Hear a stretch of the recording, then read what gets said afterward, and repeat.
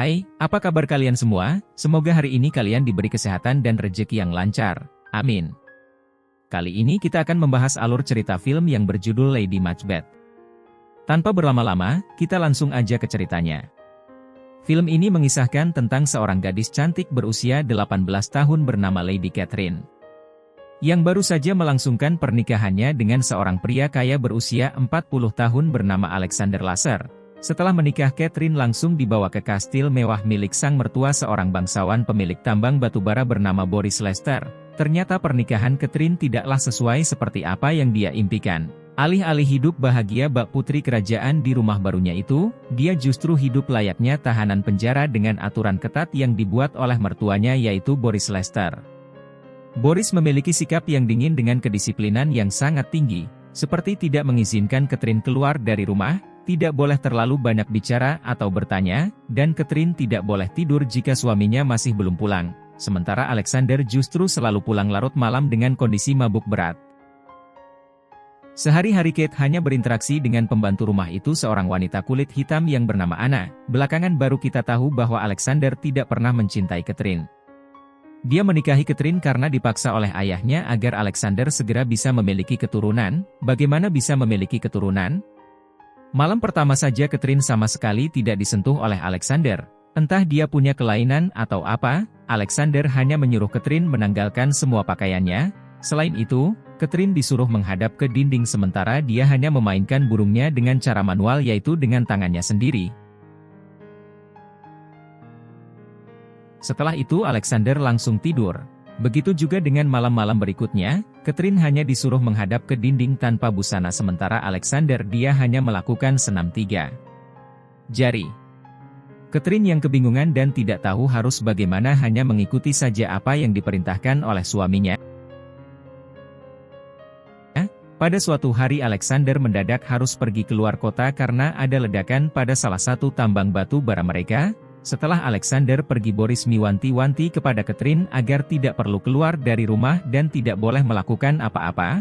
Boris bilang simpan saja tenagamu untuk melayani suamimu dengan baik saat dia pulang nanti. Setelah suami dan mertuanya pergi, Catherine yang merasa bosan karena tidak ada teman yang bisa diajak bicara dan tidak punya kegiatan apapun selain hanya pergi ke gereja pada setiap hari Minggu. Diam-diam dia keluar dari rumah berkeliling di perkebunan kapas yang sangat luas. Pada suatu hari Anna tidak datang ke kamar untuk melayaninya seperti biasa. Lalu dia memutuskan untuk mencarinya di luar rumah. Ternyata Anna dikerjai oleh tukang kebun anak buah suaminya. Anna digantung dan ditimbang layaknya hewan ternak. Melihat itu Catherine marah dan memerintahkan para tukang kebun itu untuk menurunkan Anna. Setelah Anna pergi, Catherine bertanya kepada salah satu tukang kebun itu, berapa kira-kira berat badannya? Si tukang kebun itu lalu mengangkatnya secara paksa untuk ditimbang. Catherine sangat terkejut dengan ketidaksopanan pria itu. Ia merasa tidak dihormati sebagai istri bosnya. Catherine terlihat merasa kesal dan menyuruh para tukang kebun itu untuk kembali bekerja. Di dalam rumah, Catherine bertanya kepada Anna, siapa nama pria itu? Anna bilang kalau pria itu adalah pekerja baru bernama Bastian. Catherine nampaknya mulai penasaran dengan Bastian, pria yang sangat berbeda dengan sikap suaminya yang dingin. Esokan harinya dia pergi lagi ke kebun kapas. Di sana dia berpapasan dengan Bastian. Bastian mencoba untuk menggodanya dengan mengajaknya bicara, namun Catherine tak menghiraukannya. Meskipun niatnya datang ke kebun itu hanya untuk melihat Bastian, pada malam harinya setelah selesai mandi, seseorang mengetuk pintu kamarnya. Ternyata itu adalah Bastian. Catherine sudah mencoba melarangnya untuk masuk, tapi Bastian tidak peduli dan tetap saja memaksa untuk bisa masuk. Bastian bilang, apakah kamu tidak merasa kesepian?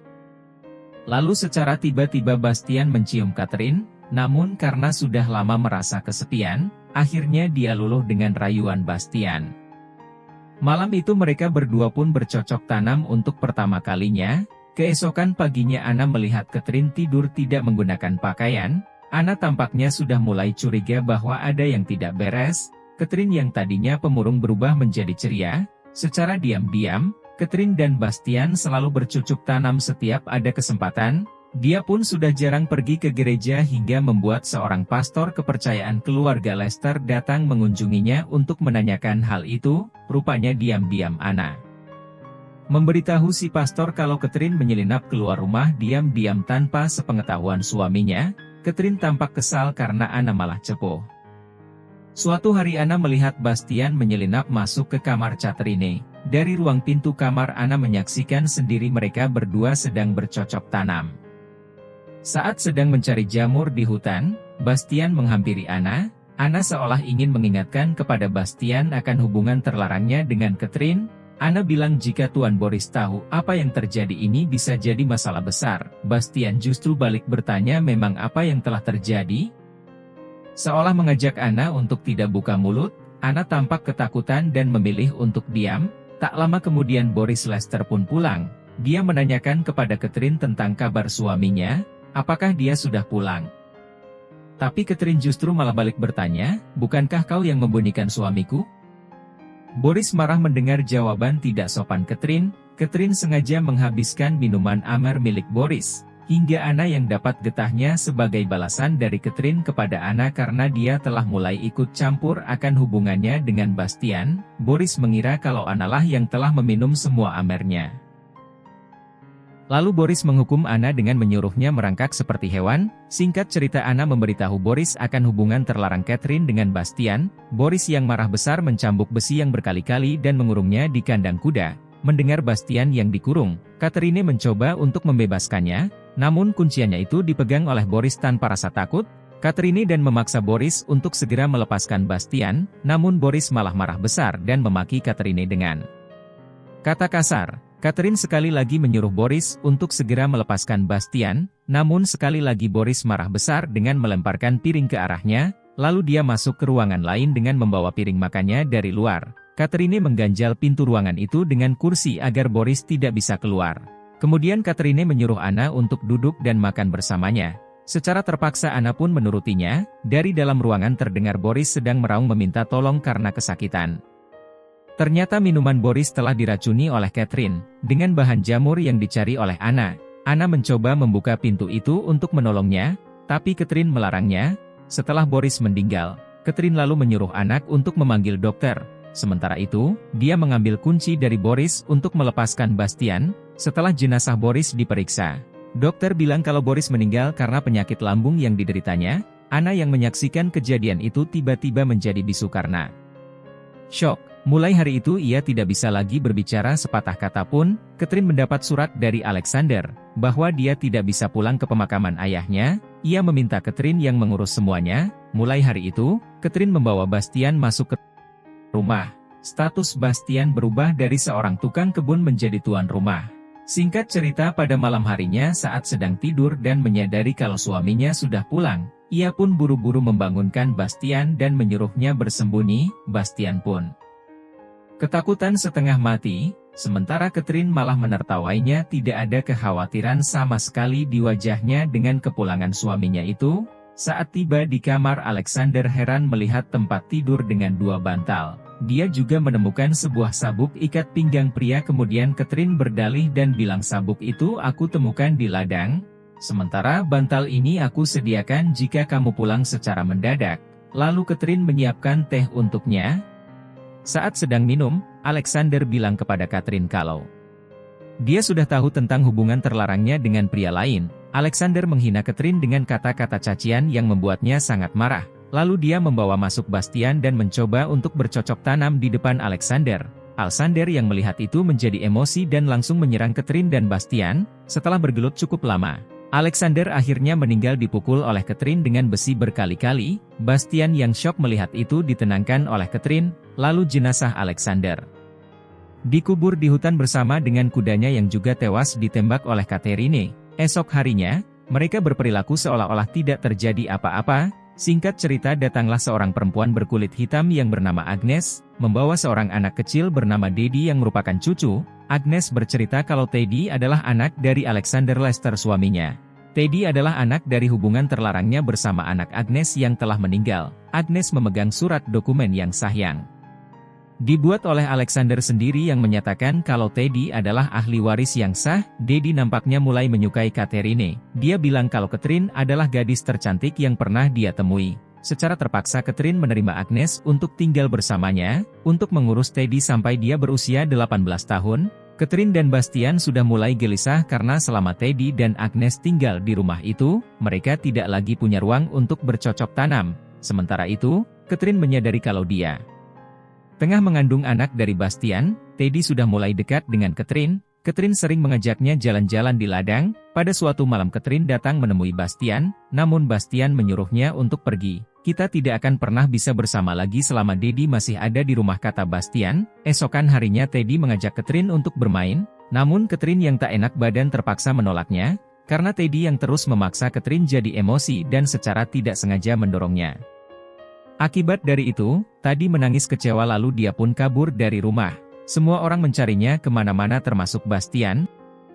Lalu scene memperlihatkan di mana Bastian menemukan Teddy yang sedang duduk di bebatuan air terjun. Scene berpindah lagi di mana Bastian membawa pulang Teddy yang dalam keadaan lemas. Agnes yang melihat orang asing masuk ke rumah dan memegang cucunya dan marah-marah kepada Bastian lalu itu mengusirnya. Melihat itu, Catherine tampaknya tidak suka melihat kekasihnya itu dibentak.